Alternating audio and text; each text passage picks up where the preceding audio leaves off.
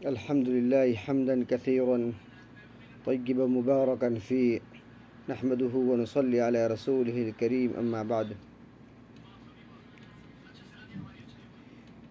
میرے معزز ساتھیوں و دینی و ایمانی بھائیوں،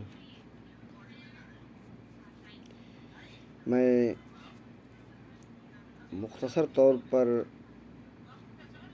دو چیزوں کی طرف رہنمائی کرنا چاہتا ہوں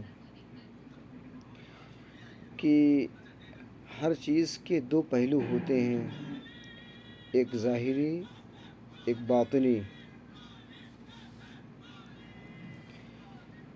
جیسے انسان کے جسم کی ایک ظاہری شکل ہے، ایک باطنی شکل ہے. ظاہری شکل کیا ہے؟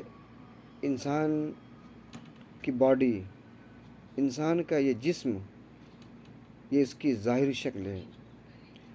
اور انسان کی باطنی شکل اس کی روح. اگر انسان کے جسم سے اس کی روح نکل جائے تو انسان بے جان ہو جاتا ہے اور اس کو انسان قبرستان میں جا کر دفن کر دیتا ہے. لیکن اگر انسان کے جسم کے اندر روح ہے تو پھر اس کے لیے دعوتیں ہیں، مجلسیں ہیں، تمام چیزیں ہیں. اسی طریقے سے انسان کے عمل کی ایک ظاہری شکل ہے، ایک باطنی شکل ہے. ظاہری شکل بھی ہماری درست ہونی چاہیے اور باطنی شکل بھی ہماری درست ہونی چاہیے. ظاہری شکل یہ ہے کہ انسان اللہ سبحانہ و تعالیٰ پر ایمان رکھتا ہو، یعنی عمل کرنے والا موحد ہو، ایک اللہ پر ایمان رکھتا ہو، اللہ پر، یوم آخرت پر، قیامت کے دن پر یہ ایمان رکھتا ہو. یعنی عمل کی یہ ایک ظاہری شکل ہے. اور عمل کی ایک باطنی شکل یہ ہے کہ انسان جو بھی عمل کرے اس سے اللہ تعالیٰ کی رضا، اس کی خوشنودی مقصود ہو. اگر یہ دونوں چیزیں ہمارے ٹھیک ہیں تو ہمارا وہ عمل اللہ تعالیٰ کے یہاں، اللہ تعالیٰ کی بارگاہ میں قابل قبول ہے. تو دونوں چیزیں ٹھیک ہونی چاہیے، ظاہری شکل اور باطنی شکل.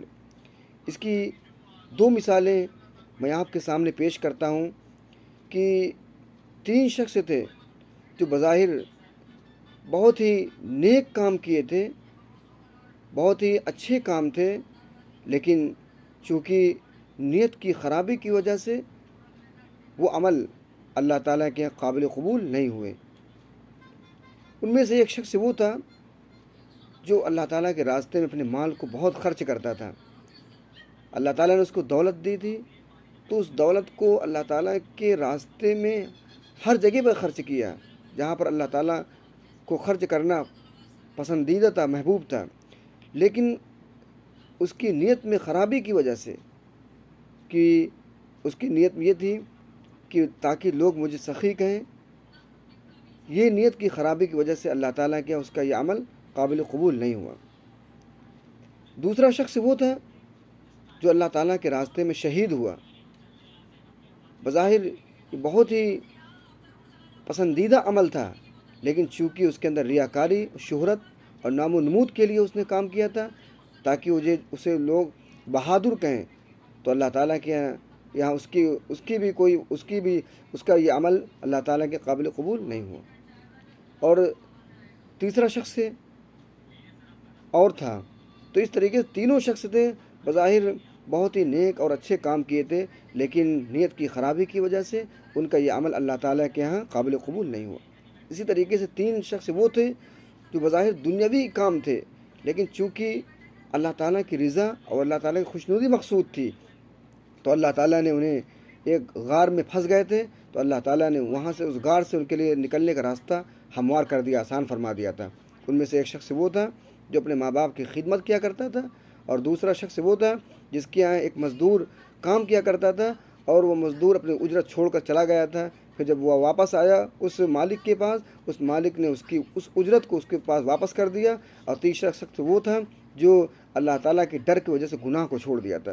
تو یہ تینوں شخص تھے، لیکن ان کی بظاہر دنیاوی کام تھے، لیکن اللہ تعالیٰ کی رضا، اللہ تعالیٰ کی خوشنودی مقصود تھی۔ تو اللہ تعالیٰ نے ان کے لیے اس غار میں جہاں پر وہ پھنس گئے تھے، اللہ تعالیٰ نے ان کے لیے اس غار سے نکلنے کا راستہ ہموار کر دیا، آسان فرما دیا، اور وہ تینوں صحیح سلامت جو غار سے باہر آ گئے۔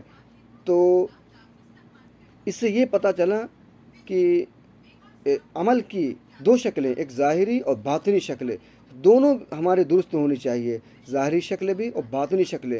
ظاہری شکل یہ ہے کہ ایمان جو ہے، انسان جو ہے اللہ پر ایمان رکھتا ہو۔